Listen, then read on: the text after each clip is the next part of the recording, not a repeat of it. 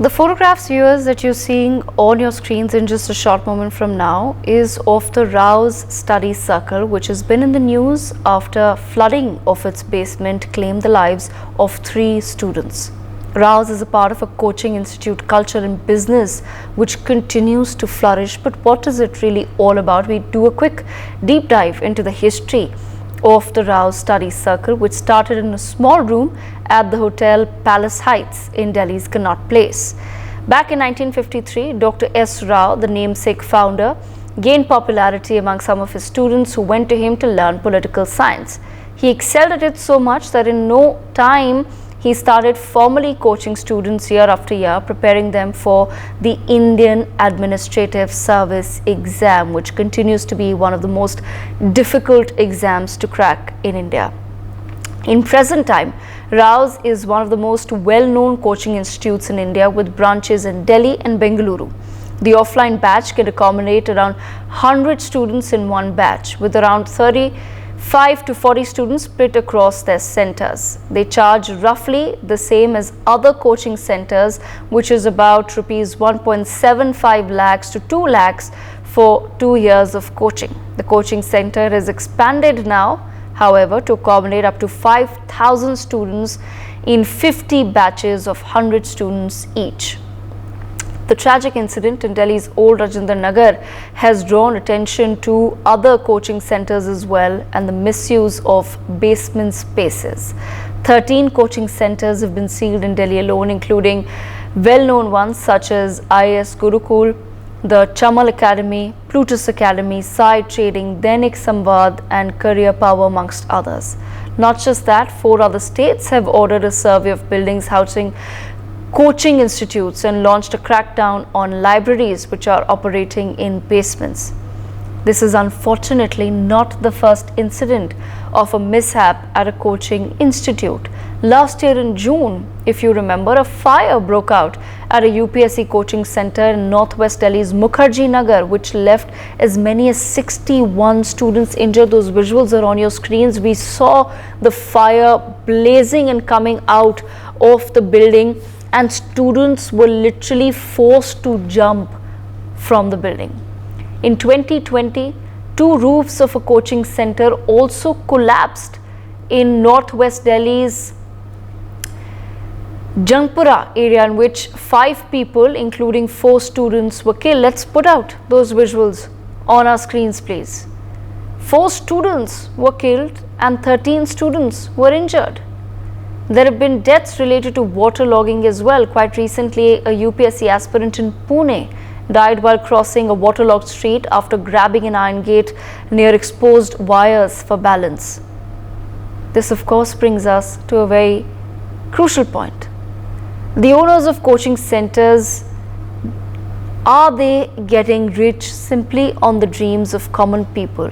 Are they charging exorbitant amounts for classes but have no basic decency to provide amenities or safety to the students who trust them, to the families who trust them enough to send their kids away from home to study and crack the UPSC? The owner of Rao's Study Circle, Abhisekh Gupta, has been arrested, but what of the accountability towards others? I have with me Sharat Kohli, economist, with us, Professor Rekha Rao, educationist, Avinash Upadhyay, UPSC aspirant, with us, and Digvijay Singh, another UPSC aspirant, with us as well. I want to begin this conversation with the UPSC aspirants. Avinash Upadhyay, let me begin with you. Avinash, I want to understand from you, if you can just give a little bit of a brief background to our viewers. Since when have you been preparing for the UPSC? Where exactly is it that you're getting your training from? Okay. Good evening to everyone. Am I audible? Yes. I'm myself Avinash Kumar Upadhyay, and I have been residing in this old Rajinder Nagar since past 4 years. And I have been in journey. I have cleared for the stage for 2 times, have appeared for the mains also. So I am here since 2019. Okay. Avinash, I want to understand from you, if you can just help break it down for our viewers, what exactly are the costs in terms of a monthly expenditure or on a yearly basis that you incur when you want to go to a coaching center, and have you had to move out from your hometown or move to another area altogether? Because a lot of times what happens is that even if, say, you live in Delhi, you may not want to travel all the way to another part of Delhi if your coaching center is there, and a lot of students decide to leave home because there's this whole idea that we must live in that area so that you have access to study materials all the time. You can speak to other aspirants, other seniors who have probably one step ahead of you. A lot of things, a lot of discussions go into this. If you can just really please help our viewers understand. See, the maximum students living here are from middle class families, and this area has been very inflated when there is a nexus between the brokerage and the coaching institutions. And if the rate is of 10,000, they are asking for 15, they are asking for 16,000, and there is no regulation of it, and it has been since years. This is going on. So this is a real issue, like even taking the basic amenities like having a room, basic foods, basic cleaning facilities, electricity facilities. The near about expenditure per month is around 25K to 30K. And the good amount of this is going in the rent portion, which is hiked. And there is a complete nexus between, as I told you, that brokers and the coaching institutions. There is no regulation, and there is no accountability. And if you come to security measures also, like this tragic incident happened. So this issue was not new. It has been that area has been occurring with the waterlogging issues since past 3-4 years, and maybe more than that. But no concrete actions has been taken. No concrete plan of actions has been given. MCD, whether it is MCD, whether it is Delhi government or whether it is central government, all of them know that issue is there, but no have taken any action, and that is the reason that incident happened that day. Okay, all right. I will come back to you, Avinash. Digvijay, bringing you into the conversation. Digvijay, if you can also just help our viewers understand, are you from Delhi? Hello. Can you hear me now? Yes, I can, Digvijay. Yeah, good evening, ma'am. Yes, good evening. I am from Lucknow originally. Okay, so, but you are in Delhi currently? Yeah, currently in Delhi. Okay, so what area have you chosen to live in? You've come from Lucknow? Yes. Yeah, come from Lucknow, and I'm residing currently in Old Rajinder Nagar. Okay, so you're also in Old Rajinder Nagar. Digvijay, can you just help break it down for our viewers? How much tuition exactly are you paying to the coaching center? What are the facilities that covers? And also in terms of rent and just general living standards. Let me begin with the coaching center itself, because that must be the big chunk of where the money is being spent. So what really is the fee schedule of the coaching center? Actually, the fees is divided into 3 parts. The one is GS part, the other is CSAT part, and the third is option part. The GS part is roughly around 1.7 lakhs to 2 lakh, depending upon the institution. And then comes the CSAT part, that is around 10 to 12,000, and the option part is 50,000. That is close to around 2.5 lakh a year. That is a very big chunk for 2.5 lakh a year. 2.5 lakh a year, and I'm assuming that's mostly upfront payments. Yeah, exactly. So mostly upfront payments, and this is the biggest chunk which one had to pay when he comes to Delhi for the first time. Okay, and as far as then living arrangements are concerned, Digvijay, what really has been your situation in terms of finding a room?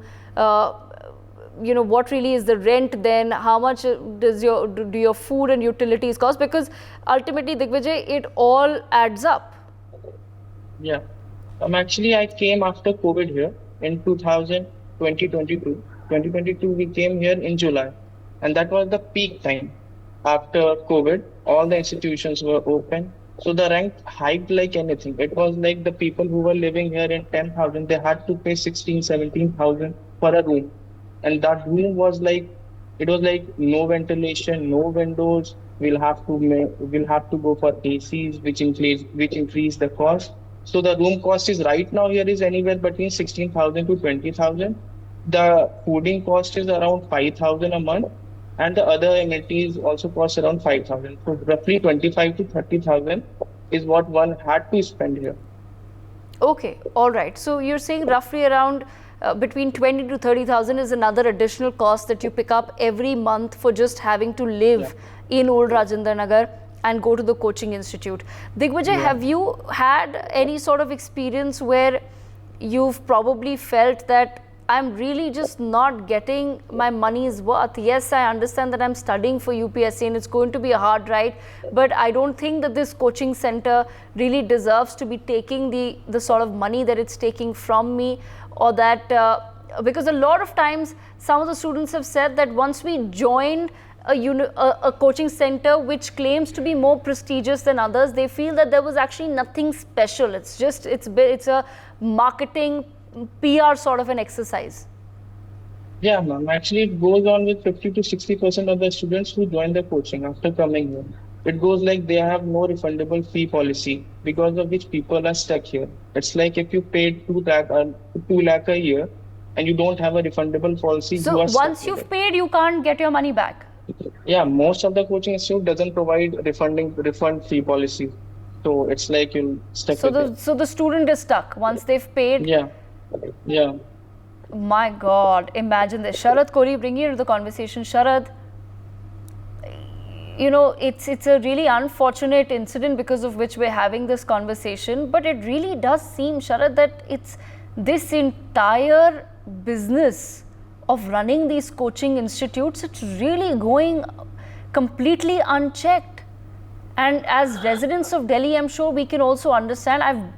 I mean, I am from New Rajinder Nagar. I know Old Rajinder Nagar very, very well.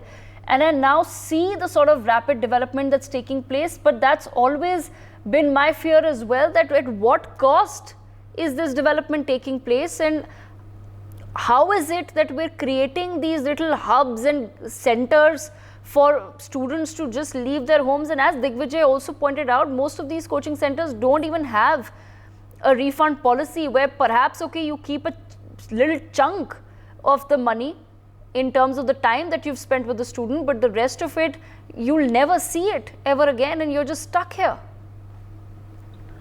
Good evening, Devika. Good evening to my fellow panelists and, of course, the NewsX viewers. Devika, it so happened that I've stayed in New Rajinder Nagar for a very long time. I'm surprised. I mean, you were my neighbor. I didn't know about that. And I used to cross this area, the Bada Bazaar Marg, where this incident happened, for going to Karol Bagh. I've often used this area, and it's one big maze. I must tell you, a maze of those dingy little houses, you know, converted into coaching centers and those boarding accommodations, you know, which were there around in that area. Very unfortunate. And I think the two aspirants who just spoke, Avinash and Digvijay, the total expense that comes for a student, I was aware of these numbers, is about close to 50,000 rupees, because the students have to also go out. Sometimes you go out with friends, you give them a party or a treat for a birthday. Overall, I think 50,000 rupees a month is what the family has to bear. Now, there are 2-3 kinds of students, but most of the families, they cut down on their own living standard wherever they are living. Like he's from Lucknow or somebody's from somewhere else. They cut down on their own living standard to make sure that their child, their family member goes and makes a mark in the UPSC. You know, they cut down on that. Little do they know that the child is landing into a situation where he or she has to live in a very tiny 10 by 10 kind of a, you know, bedroom with little table in the corner, with a bed in the corner, the shared toilet, sharing the room with somebody, and so on and so forth. And the quality of food available in that area, Devika, since you are familiar with that area, you can have a look at the restaurants, you know, which are there, the tiny little restaurants of cafes, so-called cafes which have opened. The food they have monthly tie-up, 4,000 rupees a month. We'll give you a diet of 2 rotis, 1 sabzi, whatever. But the fact of the matter is, 58,000 crores, Devika, is the size of coaching market in India at this point of time. So there are 2 kinds of coaching institutions, educational institutions in India. There are 2 parallel education universe running in India. Yes. One, of course, are the universities. Devika, the universities who are supposed to be non-profit making, because they are all recognized either by UGC or AICTE. The second category is these profit-making ventures. They are clearly profit-making ventures. They are minting crores, 58,000 crores. Can you imagine? Across India for coaching, and 83% of the students who cross the high school high school level or reach the high school level, they want tuitions. Starts with a friendly private tuition at home, goes on to a group tuition, and then the teacher calls them, it grows bigger and bigger, and there comes a coaching institute. The story, the success story of these so-called coaching centers. I think, Devika, there is a clear need to bring a regulatory mechanism out there, because you cannot allow these coaching centers to, first of all, to rob the students. Not every student is going to become an IAS officer or an IPS officer. By the way, the pass percentage is very, very low, but they all have aspirations. Where everybody comes there, they have a reason to believe that they're going to qualify. But most of them end up ruining or wasting the money because it doesn't land up there. Now, the price of these coaching centers, Devika, is decided on the basis of the reputation of the teachers of a particular subject. For example, physics, chemistry, biology, whatever be the subject, there is a reputation which one teacher builds, and if the coaching center says, I have that teacher with me, I'll charge you instead of 1.75 lakhs, I'm going to charge you 2 lakhs because there is this teacher here. But what is the pass percentage? One student's photo, when he is amongst the top 5 toppers, is used by all the coaching centers, to sell and advertise themselves.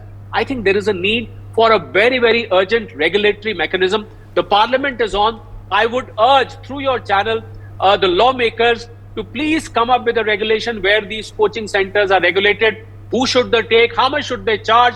Where will the students stay? There have to be not very just clear exactly, guidelines on not safety. just what the coaching centers need to charge, but also perhaps come up with some sort of cap on the amount of rent that people are charging, because ultimately, yes, it all boils down to simple economics of demand and supply, right? Because there is crazy demand.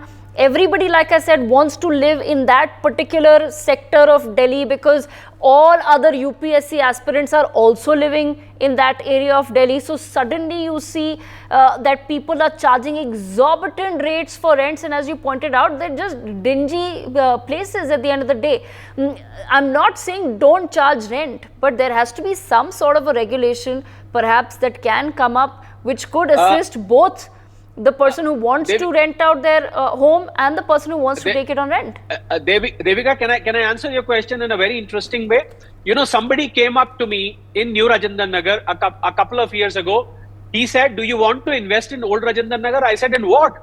He said, you can buy a whole floor, which is, I think, 100 square yards or something, little more than 100 square yards, and you'll get a monthly income of more than 2 lakhs. I said, how come 2 lakhs? Because that's not the rental. He said, no, because we are going to let it out to these coaching center students. That has become an investment proposition, Devika. To that extent, a commercialization has happened because the choice of residence is left to the student. In fact, students ask each other, they go to these property dealers, the brokers, who then refer, they make their own money. So I think there is a whole racket. But the worst thing is that the regulatory or enforcement agencies like the MCD, the Delhi police, the town planners, the electricity department, because there are illegitimate connections being given there. So what were these civic agencies doing at that point of time? Why were they allowing? If they don't allow, these people they will not be able to rent out at those exorbitant rates. It's only because rampant unauthorized construction has happened of illegitimate floors being constructed, basements being used for residence, for libraries. I think this is clear violation of the MCD guidelines. Underroot and underlying cause of all this, Devika, is corruption. There is hafta vasuli, there is monthly vasuli being done from these coaching centers, those residential premises, which are going to the various civic agencies and the officials. And I'm sorry to say that is the main reason why we are facing this unfortunate situation today, that such valuable lives, such aspiring lives have been lost just because there is underlying corruption in the whole system, Devika. Right, absolutely. I want to bring in Professor Rekha Rao as well. Professor Rekha Rao, what are your thoughts? Do you feel that, as Sharat Kohli also pointed out, that there has to be some sort of regulatory mechanism to also now keep a check on the sort of money that most of the coaching institutes and centers are taking from students? Absolutely, regulatory measures have to be there, and coaching centers, they have become a big racket, whether it is Delhi or Kota. If you see Kota, every second day there is a suicide. And what are the governments doing? What is the Prime Minister doing? What is the Chief Minister doing? What is the society doing? And again, whenever there is rainy season, whether it is schools or colleges, even a person who is walking on the streets, they get electrocuted. And this particular episode, what has happened, it reminds me of, if you remember, in 1994 there was a fire accident, Kumbakonam, where 94 students died because of the fire accident. There was only one exit. Same thing over this Delhi episode. What has happened? Same thing has happened. There was no entry and exit. There was only one exit. And again, going back to Dabli fire accident, which happened in 23rd on 23rd December 1995, Haryana, 442 students died. So what we say is that no doubt the governments are giving NOC, they are giving every restriction, but once NOC is given, I think these people are adopting illegal ways and all. And yes, it has become a big racket. The way the coaching centers are measuring, it's basically demand and supply. If we see the property, also real estate, they clearly tell, yes, the coaching center is there, school is there, college is there.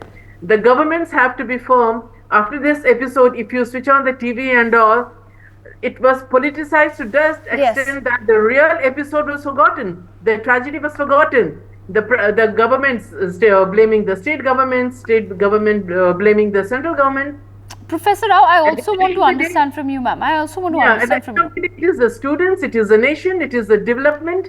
Whatever it is, strict action has to be taken. It should not be. And I believe in the month of August, it's 2022, NOC was given for this institute as well. Then what happened?